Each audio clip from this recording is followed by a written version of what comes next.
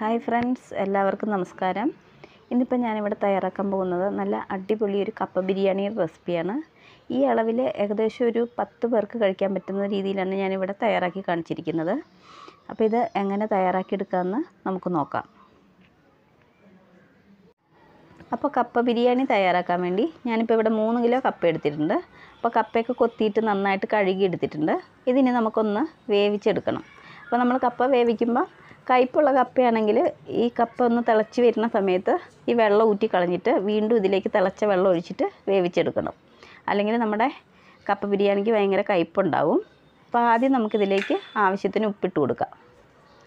അപ്പോൾ ഞാൻ എടുത്തിരിക്കുന്ന കപ്പയ്ക്ക് കയ്പുണ്ടായിരുന്നില്ല, അതുകൊണ്ട് തന്നെ ഞാൻ വെള്ളമൊന്നും ഊറ്റിക്കളയാൻ പോയിട്ടില്ല. ഇനി നമുക്കിത് അടുപ്പത്ത് വെച്ചിട്ട് ഒന്ന് വേവിച്ചെടുക്കാം. അപ്പോൾ തീ ഒന്ന് കത്തിച്ച് കൊടുക്കുന്നുണ്ട്. ഇനി ഇത് ഇവിടെ ഇരുന്നിട്ട് നന്നായിട്ടൊന്ന് വെന്ത് വന്നോട്ടെ. അടച്ചു വെച്ച് കൊടുക്കുക. ഇനി നമുക്ക് നമ്മുടെ കപ്പ എന്തായെന്ന് ഒന്ന് തുറന്ന് നോക്കാം. ഇപ്പോൾ നമ്മുടെ കപ്പയൊക്കെ നന്നായിട്ട് വെന്ത് വന്നിട്ടുണ്ട്. ഇനി നമുക്ക് തീ ഓഫ് ചെയ്യാം. ഇനി നമുക്കിത് ഒരു ഓട്ടപാത്രത്തിൽ ഒഴിച്ചിട്ടൊന്ന് ഊറ്റിയെടുക്കണം. ഇപ്പോൾ ഞാൻ കപ്പയൊക്കെ ഊറ്റിയെടുത്തിട്ടുണ്ട്. ഇതിന് നമുക്കിവിടെ മാറ്റി വയ്ക്കാം.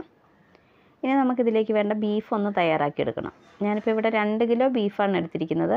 ഇതിൽ പകുതി എല്ലും അതുപോലെ തന്നെ പകുതി ഇറച്ചിയായിട്ടാണ് എടുത്തിരിക്കുന്നത്. അപ്പോൾ നമ്മൾ കപ്പ ബിരിയാണി തയ്യാറാക്കുമ്പം എല്ലോട് കൂടിയുള്ള ബീഫ് എടുക്കുന്നതായിരിക്കും കൂടുതൽ ടേസ്റ്റ് കിട്ടുന്നത്. അപ്പോൾ ഞാനിപ്പോൾ ബീഫ് കുക്കറിലേക്ക് ഇട്ട് കൊടുക്കുന്നുണ്ട്. ഇനി നമുക്കിതിലേക്ക് ഒരു സവാള അരിഞ്ഞത് ഇട്ട് കൊടുക്കാം. ഒരു വലിയ സവാള അരിഞ്ഞതാണ് ഇട്ട് കൊടുക്കുന്നത്. പിന്നെ ഇതിലേക്ക് 1.5 ടേബിൾ സ്പൂൺ ഇഞ്ചി ചതച്ചതും അതുപോലെ തന്നെ 1.5 ടേബിൾ സ്പൂൺ വെളുത്തുള്ളി ചതച്ചതും കൂടി ഇട്ട് കൊടുക്കുന്നുണ്ട്. ഇനി ഇതിലേക്ക് ഒരു 3 പച്ചമുളക് ഇട്ട് കൊടുക്കുന്നുണ്ട്. അപ്പോൾ പച്ചമുളകൊക്കെ ഓരോരുത്തരുടെ എരിവിനനുസരിച്ച് ഇട്ട് കൊടുത്താൽ മതി. പിന്നെ ആവശ്യത്തിന് കറിവേപ്പിലയും കൂടി ഇട്ട് കൊടുക്കുന്നുണ്ട്. ഇനി നമുക്കിതിലേക്ക് ആവശ്യത്തിന് ഉപ്പിട്ട് കൊടുക്കാം. ഇനി ഇതിലേക്ക് 1/2 ടീസ്പൂൺ മഞ്ഞൾപ്പൊടി ഇട്ട് കൊടുക്കാം. എന്നിട്ട് കൈകൊണ്ട് നന്നായിട്ടൊന്ന് തിരുമിയെടുക്കാം.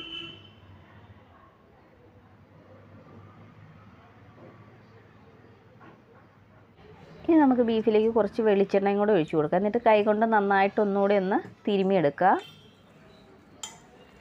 പിന്നെ നമ്മൾ ബീഫ് വേവിക്കുമ്പോൾ ഇതിൽ കുറച്ച് വെള്ളം ഒഴിച്ചിട്ട് വേണം വേവിച്ചെടുക്കാൻ. നമ്മൾ കപ്പ ബിരിയാണി ഉണ്ടാക്കുമ്പോൾ ബീഫിൽ കുറച്ച് വെള്ളം അത്യാവശ്യമാണ്.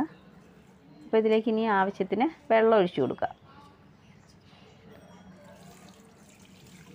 അപ്പോൾ വെള്ളം ഒഴിച്ചു കൊടുക്കുമ്പോൾ ബീഫിന് മേലെ വെള്ളം വരത്തക്ക രീതിയിൽ വെള്ളം ഒഴിച്ചു കൊടുക്കുക.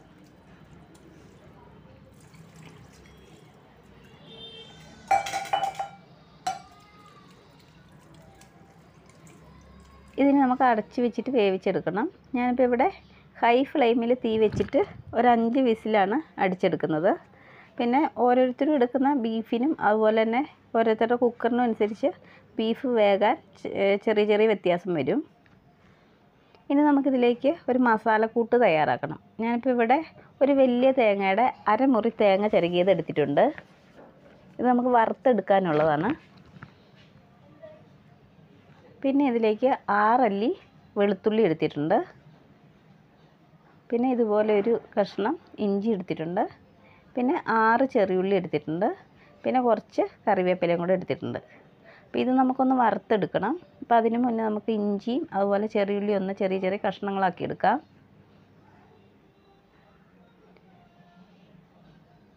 പിന്നെ നമ്മൾ ഇത് വറുക്കുമ്പോൾ ഇതിൽ ഒരു കുറച്ച് മസാലയും കൂടി ഇട്ട് കൊടുക്കണം. അപ്പോൾ ആ മസാല എന്തൊക്കെയാണെന്ന് നമുക്ക് നോക്കാം.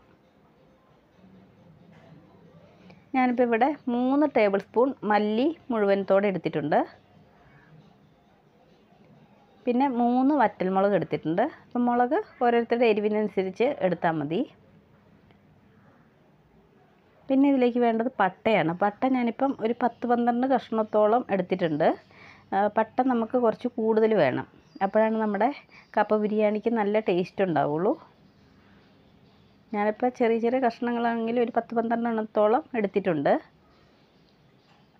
പിന്നെ ഒരു 10 ഗ്രാമ്പു, 8 ഏലക്ക, പിന്നെ 1 ടീസ്പൂൺ ചെറിയ ജീരകം, 3 ടേബിൾ സ്പൂൺ കുരുമുളക് മുഴുവനത്തോടെയാണ് എടുത്തിരിക്കുന്നത്. പിന്നെ 1 ടേബിൾ സ്പൂൺ പെരിഞ്ജീരകം ഇത്ര എടുത്തിട്ടുണ്ട്. അപ്പോൾ ആദ്യം നമുക്ക് ഈ മസാല മാത്രമായിട്ട് ഒന്ന് വറുത്തെടുക്കാം. അപ്പോൾ പാൻ അടുപ്പത്ത് വെച്ച് കൊടുത്തിട്ടുണ്ട്. ഇനി നമുക്കിതിലേക്ക് മസാല ഇട്ട് കൊടുക്കാം. ഇതിന് നന്നായിട്ട് ഇളക്കി കൊടുക്കുക. നന്നായിട്ടൊന്ന് ചൂടായിട്ട് വരണം ഇത്.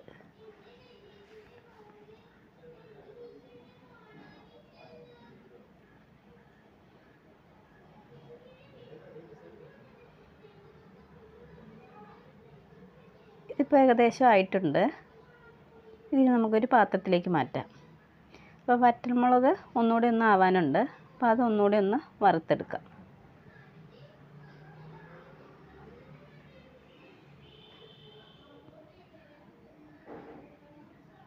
ഇതിപ്പോൾ ആയിട്ടുണ്ട്. ഇനി നമുക്ക് പാനിലേക്ക് കുറച്ച് വെളിച്ചെണ്ണ ഒഴിച്ചു കൊടുക്കാം. ഇനി നമ്മൾ എടുത്തു വെച്ചിരിക്കുന്ന തേങ്ങയും ഇഞ്ചിയും വെളുത്തുള്ളിയും ചെറിയുള്ളി കറിവേപ്പിലയും കൂടി ഇതിലേക്ക് ഇട്ട് കൊടുക്കുക. ഇതിന് നന്നായിട്ട് വറുത്തെടുക്കണം. ഇനി നമുക്ക് തേങ്ങയൊക്കെ നന്നായിട്ടൊന്ന് വറുത്തെടുക്കാം. ഇതൊരു മുക്കാൽ വറവാകുമ്പോഴേക്കും നമ്മൾ നേരത്തെ വറുത്ത് വെച്ചിരിക്കുന്ന മസാലകളൊക്കെ കൂടെ ഇതിലേക്ക് ഇട്ട് കൊടുക്കണം. എന്നിട്ട് ഒന്നുകൂടി ഒന്ന് നന്നായിട്ട് വറുത്തെടുക്കണം. ഇപ്പം നമ്മുടെ തേങ്ങയുടെ നിറമൊക്കെ മാറി വന്നിട്ടുണ്ട്. ഇനി നമുക്കിതിലേക്ക് നമ്മൾ നേരത്തെ വറുത്ത് വെച്ചിരിക്കുന്ന മസാലയും കൂടി ഇട്ട് കൊടുക്കാം. എന്നിട്ട് നന്നായിട്ട് ഒന്നുകൂടി ഒന്ന് വറുത്തെടുക്കുക.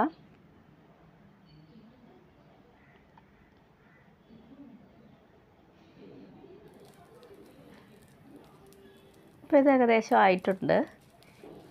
ഇനി നമുക്കിതിലേക്ക് 1/2 ടീസ്പൂൺ മഞ്ഞൾപ്പൊടി ഇട്ട് കൊടുക്കുക. അതിൻ്റെ കൂടെ തന്നെ ഒരു 2 ടീസ്പൂൺ മീറ്റ് മസാലയും കൂടി ഇട്ട് കൊടുക്കുക. ഇനി നമ്മൾ വേറെ പൊടികളൊന്നും ഇതിലേക്ക് ചേർത്ത് കൊടുക്കുന്നില്ല. മുളകും അതുപോലെ തന്നെ മല്ലിയൊക്കെ നമ്മൾ മുഴുവനത്തോടെ ചേർത്ത് കൊടുത്തിട്ടുണ്ട്. അപ്പോൾ ഇനി ഈ പൊടികളുടെ പച്ചമണം മാറുന്നവരെ നന്നായിട്ടൊന്ന് വറുത്തെടുക്കാം.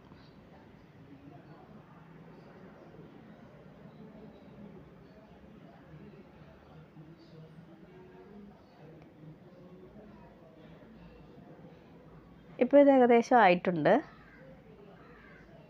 ഇനി നമുക്ക് തീ ഓഫ് ചെയ്യാം. ഇതിന് നമുക്ക് നന്നായിട്ട് തണുത്തതിന് ശേഷം അരച്ചെടുക്കണം.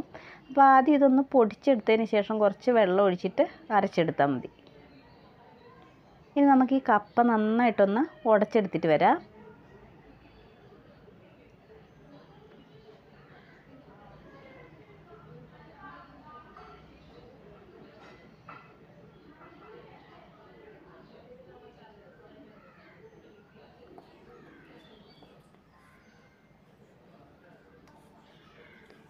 ഇപ്പോൾ കപ്പയൊക്കെ നന്നായിട്ട് ഞാൻ ഉടച്ചെടുത്തിട്ടുണ്ട്. ഇതിന് നമുക്കിവിടെ അടച്ച് മാറ്റി വയ്ക്കാം. അപ്പോൾ മസാലക്കൂട്ടൊക്കെ ഇപ്പം നന്നായിട്ട് ഞാൻ അരച്ചെടുത്തിട്ടുണ്ട്. ആദ്യം ഒന്ന് പൊടിച്ചതിന് ശേഷം പിന്നെ കുറച്ച് വെള്ളം ഒഴിച്ചിട്ട് അരച്ചെടുത്താൽ മതി. ഇനി നമുക്ക് നമ്മുടെ ബീഫ് എന്തായെന്നൊന്ന് തുറന്ന് നോക്കാം.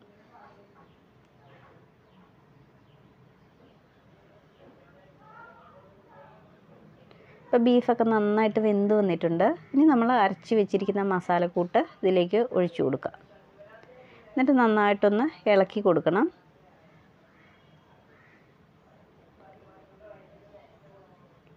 ഇതിനി നമുക്ക് നന്നായിട്ടൊന്ന് തിളപ്പിച്ചെടുക്കണം. ഏകദേശം ഒരു 10 മിനിറ്റോളം നന്നായിട്ട് തിളപ്പിച്ചെടുക്കണം. ഇപ്പം നമ്മുടെ ബീഫൊക്കെ നന്നായിട്ട് തിളച്ച് വന്നിട്ടുണ്ട്. ഇനി കുറച്ച് നേരം കൂടി ഇതൊന്ന് തിളപ്പിച്ചിട്ട് അതിൻ്റെ വെള്ളം കുറച്ചൊന്ന് വറ്റിച്ചെടുക്കുക. ഇപ്പം നമ്മുടെ ബീഫിൻ്റെ വെള്ളമൊക്കെ കുറച്ചൊന്ന് വറ്റി വന്നിട്ടുണ്ട്. ഈ ഒരു പാകം മതി. ഇനി നമുക്ക് തീ ഓഫ് ചെയ്യാം. തീ ഓഫ് ചെയ്തതിന് ശേഷം ഇതിലേക്ക് ഒരു വലിയ സവാള അരിഞ്ഞത് ഇട്ട് കൊടുക്കുക. അതിൻ്റെ കൂടെ തന്നെ നമുക്ക് ഒരു പിടിയോളം മല്ലിയിലയും കൂടെ ചേർത്ത് കൊടുക്കാം. അപ്പോൾ ഈ ഒരു സ്റ്റെപ്പ് വേണമെങ്കിൽ സ്കിപ്പ് ചെയ്യാം. പക്ഷേ കപ്പ ബിരിയാണിക്ക് ഇങ്ങനെ ചേർക്കുമ്പോൾ ഒരു പ്രത്യേക ടേസ്റ്റാണ്. ഇനി നമുക്കിത് നന്നായിട്ടൊന്ന് ഇളക്കി കൊടുക്കാം. അപ്പോൾ തീ ഓഫ് ചെയ്തതിന് ശേഷം മാത്രം സവാള മല്ലിയില ഇട്ട് കൊടുത്താൽ മതി. ഇതിപ്പോൾ ആയിട്ടുണ്ട്. ഇനി നമുക്ക് നമ്മൾ ഉടച്ചു വെച്ചിരിക്കുന്ന കപ്പയിലേക്ക് ഈ ബീഫ് ഇട്ട് കൊടുക്കണം. എന്നിട്ട് ഇത് നന്നായിട്ടൊന്ന് ഇളക്കിയെടുക്കണം. അപ്പോൾ നമുക്ക് ബീഫ് ഇതിലേക്ക് ഇട്ട് കൊടുക്കാം. അപ്പോൾ കുറച്ച് ചാറോട് കൂടെ തന്നെ വേണം നമ്മളിത് ചേർത്ത് കൊടുക്കാൻ.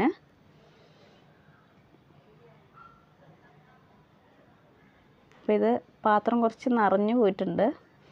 ഇതിനെ നന്നായിട്ടൊന്ന് മിക്സാക്കി എടുക്കാം.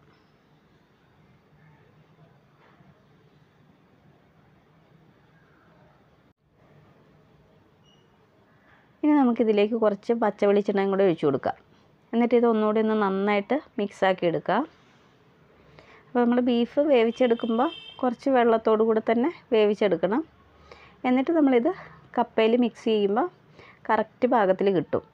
ഇപ്പോൾ നമുക്ക് കാണുമ്പോൾ കുറച്ച് ലൂസായിട്ടിരിക്കണ പോലെ തോന്നും. പക്ഷേ നമ്മുടെ കപ്പ ഒന്ന് തണുത്തതിന് ശേഷം നമ്മൾ എടുക്കുമ്പോൾ ഇത് കറക്റ്റ് പാകത്തിൽ കിട്ടും. അപ്പോൾ ആദ്യം കുറച്ച് ലൂസായിട്ട് തന്നെ ഇത് ഇളക്കിയെടുത്താൽ മതി. ഇപ്പോൾ ഇത് ആയിട്ടുണ്ട്. ഇനി നമുക്കിത് അടച്ച് വയ്ക്കാം. അപ്പം നമ്മുടെ അടിപൊളി കപ്പ ബിരിയാണി ഇവിടെ റെഡി ആയിട്ടുണ്ട്. അപ്പോൾ നിങ്ങൾക്ക് ഈ വീഡിയോ ഇഷ്ടപ്പെട്ടാൽ ഒന്ന് ലൈക്ക് ചെയ്യണം. അതുപോലെ തന്നെ ആദ്യമായി എൻ്റെ ചാനൽ കാണുന്ന ആരെങ്കിലും ഉണ്ടെങ്കിൽ പ്ലീസ് ഒന്ന് സബ്സ്ക്രൈബ് ചെയ്യണേ. അപ്പോൾ മറ്റൊരു വീഡിയോയുമായി കാണുന്നവരെ ബായ്.